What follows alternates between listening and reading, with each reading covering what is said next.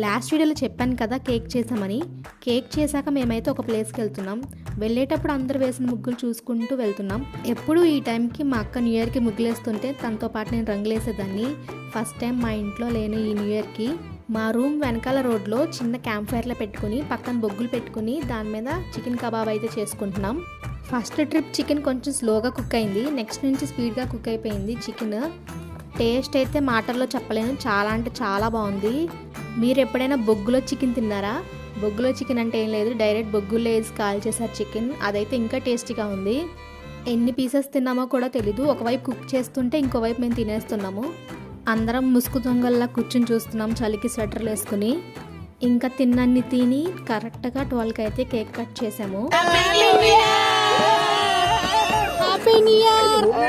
కెమెరాలో మీరే. వెల్కమ్ 2024